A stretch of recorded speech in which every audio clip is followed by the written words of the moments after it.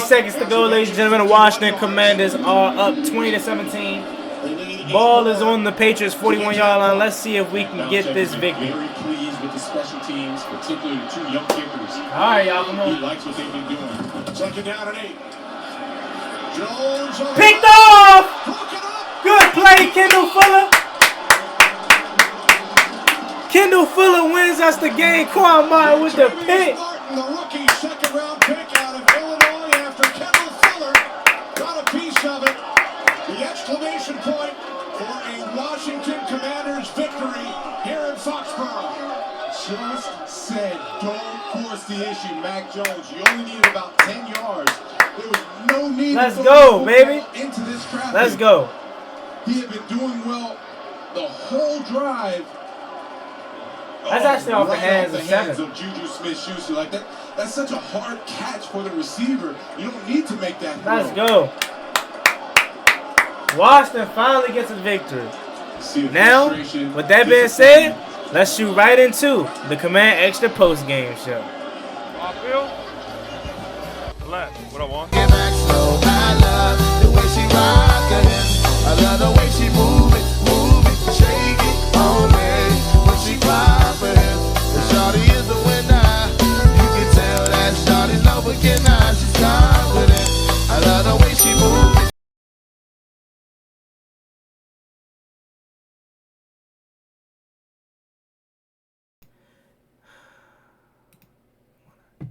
YouTube, what's going on? It's Juan Gotti here. We another Washington Commanders post-game video, and in today's video, I'm coming on here with the reaction to the Washington Commanders versus the New England Patriots. The Washington Commanders went on the road 20-17. Welcome into the Command Extra post-game show. I'm your host, Juan Gotti. This game could have been way worse than what it was. I'm gonna just go ahead and say we should have probably won this game 30 to like 13 or something like that. But of course, the Washington Commanders does not have that killer mentality as other teams do. You saw what the Baltimore Ravens did to a Seattle Seahawks team that came in leading the NFC West like 37-3. That could have been this game from early on. Washington took a 10-0 lead. Brian Robinson with the touchdown. Sam Howell looking good early on.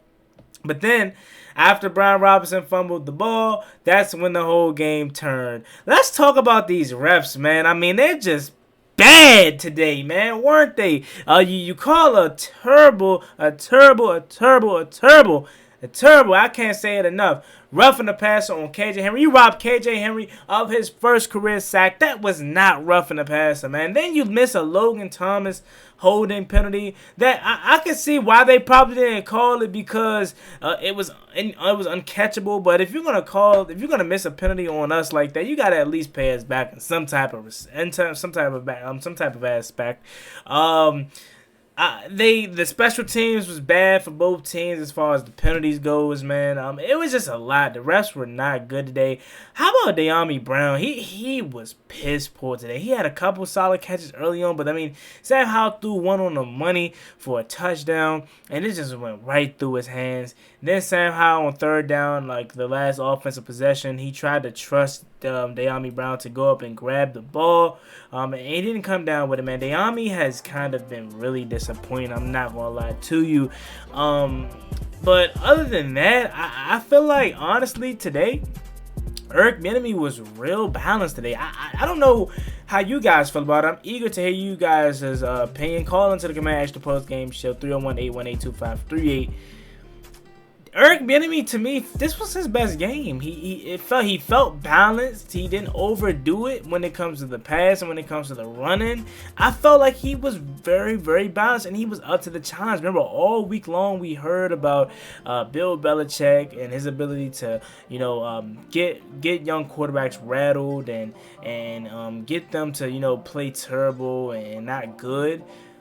Sam Howell played balled out today. He had one mistake where he threw a pick in the red zone where it was just bad. It was like, Sam, what the heck was that? Right after you got a real good third and 23 pickup with your legs. Come on, man.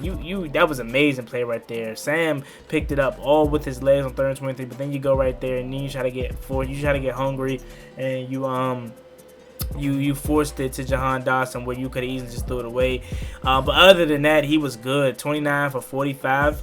325 yards for a touchdown and 1 interception. Brian Robinson, 18 carries for 63 yards and a touchdown. B-Rob did have a fumble today, which that like I said, that's where it kind of changed. I think if we go to score on that drive, we go up like 13 or 17-0, whether we get a field goal or a touchdown, they don't catch us because all they did was score 17 points this game. They don't really do nothing. I think that was the kind of the turning point, but we bounced back and I predicted us to win this game 20-15. But again, like I said, if you guys watched the game like myself, I felt like this team could have easily scored 30 points. Now I want to take a quick pause and tell you guys, I may not be streaming the live play-by-plays anymore. Why is that?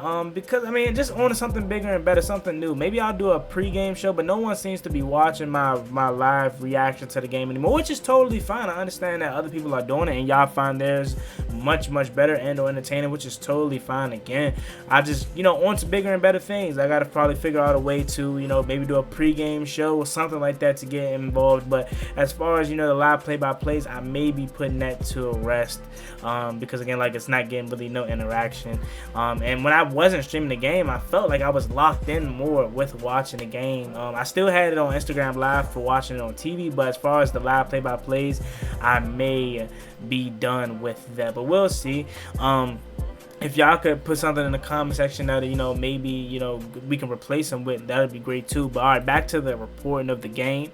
I felt like Sam distributed the ball very well amongst everybody. I mean, from Terry McLaurin to JC Ice to Byron Pringle, who I felt like had a big day. I mean, Terry led receivers with 5 receptions for 73, Jahan 4 receptions for 69 and a touchdown, Byron Pringle 3 for 55, Antonio Gibson 5 receptions for 42, and Dayami 2 for 23, 2 for 33, Logan 4 for 31, Jamison Crowder 4 for 23, and then Brian Robinson 1 for 4 yards. So like, I feel like it was just spread it all around, man. It really was like it was a good day from Sam Howell. Did have some throws where I kind of wish the receivers came down with it. You had like I said, the Dayami one, Jahan Dotson dropped one. One thing I will say that I kind of don't like, I don't like the sprint outs. I don't like the sprint outs, or when you hike the ball and you run to one side of the field, you're cutting off the other side, the whatever they're called, the sprint outs. I really don't like those. They're not really effective, and we have been disappointed on those really. So I don't really like those, but I mean, I guess we'll continue to run it. But it's fine. It is what it is. Washington got the victory. I'm excited for us to get this win back to 4-5, and we're back in the thick of things in the NFC West. I mean, in the NFC playoff picture. I'm watching the Vikings and Falcons game. This is a big game for us as far as back into the playoff picture, but let's go, man. I mean, I'm excited about it. Here comes that 4-game win streak that we could have potentially got, get going, right? The defense, how about them, with the big departures of Chase Young and Montez Sweat? It was like, let's see how this defense is going to play. To me, they didn't play bad at all. I mean, obviously we know they didn't get the pressures that we thought they were, that other guys would have got. But what do you expect? You lost 2 of your edge rushers. You can expect James Smith-Williams, Case Stewart to come get pressures. They're not big, heavy pressure guys. They're just guys that play within the system and play right to where they belong, and that's all you need. Especially if you're gonna have 2 guys that rush on their own and then not win. I would much rather have guys less talented and don't really get much pressure, but play within the system and play with the defense, opposed to a guy rushing on his own and not getting home. You know what I'm saying? So defense to me was fine. Secondary was pretty solid day. Emanual Forbes had a day, ladies and gentlemen. He could have had a pick if Jalen Reagor didn't break it up, but he had himself a day. The only defense thing that I kind of feel like struggled today was the linebacking core, but I mean, what are we going to do about that? That's crying about spilled milk. We're not going to be able to fix this linebacking core until we get a new regime in here. Jamin Davis wasn't that good today. Khalid Hudson wasn't that good today, getting picked on early. We wanted Khalid, and we got Khalid, and we saw what happened early on. I still don't want to give up on the young fella. I still want to see him out there way more than David Mayo. But yeah, like I said, Jamin Davis struggled today. They had like a little crosser play where David Mayo was supposed to come this side, Jamin was supposed to come that side, and Jamin got caught up in the mix, and Ramondre Stevenson scored a touchdown. So linebackers weren't good today, but other than that, I feel like the defensive line Phil Mathis had a couple good plays. I feel like the secondary was really good today. And again, like the pass rush wasn't really there today. But again, what do you expect when you lose two guys that were your were guys that contributed to the pass rush? You know what I'm saying? I know they didn't do it to the ability that we liked, but they still contributed to the pass rush. But again, your secondary is what's going to make up for that. I feel like KJ Henry, the more snaps he gets, he's going to get comfortable and going to get opportunities. I think he should have had a sack again today. Special teams. How about Chris Rodriguez running down the field? Running down the field, making a play. Quan making a pick to seal that game, that victory. Andre Jones Jr. on special teams. And I want to also shout out James Smith-Williams. James Smith-Williams for getting hurt. I don't know if it was real, but if it was or wasn't, shout out to you, because without you getting hurt, Ron Rivera would not have challenged that dropped by Douglas. He wouldn't have. Okay, and they would have got a first down. So shout out to you. I think, again, like I said, Howell played good. The offensive line, to me, was outstanding. I really think I like this unit up front from Tyler Lawson, Chris Paul, Charles Leno, Sam Cosmi, and Andrew Wiley. This offensive line was really good. Now, of course, it helped that they didn't have no Matthew Judon, so they really didn't have any pass rushes. But that offensive line, to me, played really, really well, man. They did. And I'm excited to see what they do versus the Seahawks now. The Seahawks is coming off of a terrible loss, so I wouldn't be surprised if we go into Seattle and get a victory. You know what I'm saying? Again, with Seattle, it does not scare me. They really don't at all. That doesn't mean that they're not a good team, because they are a good team and they're well coached. But I think we can go into Seattle and get a victory. And again, I'm just happy for Emanual Forbes, man. Having a rough start to his career, it was good to see the young fella go out there and ball out today. Again, I'm kind of salty he didn't have that pick. He could have had that pick, and I know he's probably beating himself up about it. But it was good to see him, go out there and ball, and this is the exact game that you get your confidence back against. You know what I'm saying? You play AJ Brown, guys like that, DJ Moore, and they cook you. You're not ready for them big guys yet, but you can handle the Jalen Ragers, the Douglases, you know what I'm saying, the Juju Smith-Schusters of the world. And right now, that's cool. To me, it is. I know at some point you're probably going to grow into that first round pick and can handle them wide receiver ones, but right now, I think his role is to cover the number 2. So next week, they're probably going to put him on DK Metcalf, but I wouldn't. I'll put Kendall Fuller on DK Metcalf, and then I would have Forbes, on the Tyler Lockett, the JSNs of the world, you know what I'm saying, to hold it down. But we'll see how that goes. But again, I feel like this was a really good win. You know what I'm saying? Again, I think we could have easily put up more points. Did we get a little bit more conservative in the second half? Yeah, we did. But I also feel like it was some missed opportunities. I do, with some incomplete passes, from Howell to the receivers, or the receivers dropping it, or the defense just making good plays as far as the Patriots, stopping us short of moving the sticks on certain plays. But other than that, again, like I said, they were good. Everybody was good today. And the Bears, they lost, so we get a better second round pick. You know what I'm saying? Again, this was a good day. I'm excited to see what we do next week. 4:25 kickoff. As the Cowboys and Eagles game get ready to kick off. I know y'all want to watch that. I was just sitting here like, man, when are we gonna get a game like that? Like, this game is huge, man. I think it was $6-2 or 7-1 Philly. Like, this is a humongous game for potential first place in the NFC East, man. So I want a game like that. I really do. I expected us to win this game. 2015, 2017 game. You know what I'm saying? So it's not really no surprising. It's not at all. Let me know what you guys think about it, though. Call the number 301-818-2538. And I'm curious to hear what you guys have to say about this victory. I felt like it was, again, like I said, a good mixture of the run, the pass, both Forbes both Gibson and Brown Robinson ran the ball pretty well. I think this is the start of our fluke 4-game win streak. You know why I say fluke? Because we're probably going to win all 4, then we're going to lose and finish 7-10 like we typically do.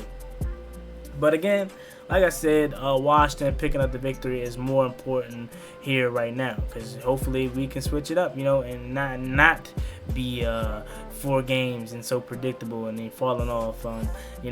This team finally got a win in Foxborough. You know what I'm saying? I think it was 1996 the last time we beat the Patriots in New England. So this is good too. Again, I'm excited. Game balls. Go to Forbes. Go to Quan for his first career pick. Go to Sam Howell.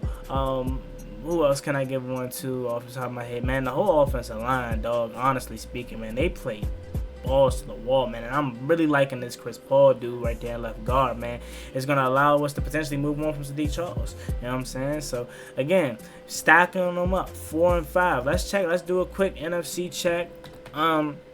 NFC playoff check before we get up out of here and see where Washington stands. We're right back in the thick of things with this victory. Again, now you got to go on the road in Seattle, tough environment, Lumen Field, formerly known as CenturyLink Field, and get the victory on the road. I think it's very winnable. I really do. But let's go ahead and check to see where Washington is. Where is Washington? They came in, I think, of the 10th spot of the NFC playoff picture. Now, after the victory versus the versus the New England Patriots, let's see where Washington now currently sits when it comes to the NFC playoff picture. Washington is going to definitely right back in the mix, thick of things, and they are currently going to be sitting at about. I think they're going to be sitting there. Let's see where they at right now with the NFC side of things. You got Washington sitting at about still the 11th place, but the Rams game didn't wrap up yet. They're 4 and 5, and so we could easily, depending on where this Vikings game ends. I don't know who won that game, but Washington could easily be the seventh place team in that 7th wild card spot, depending on what happens with that Vikings game. So let me go ahead and check that Vikings game right quick. Hopefully TH4 pulled it out for us. Let's see if TH4 pulled it out for us or not before we get out of here.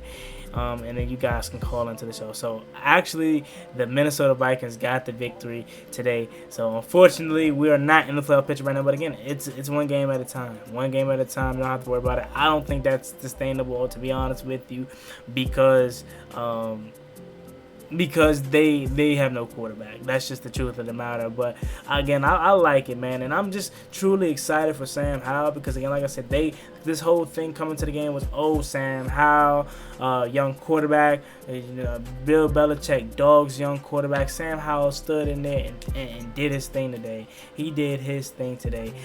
300 plus pass yards, touchdowns. One mistake, but he bounced back from it. Truly.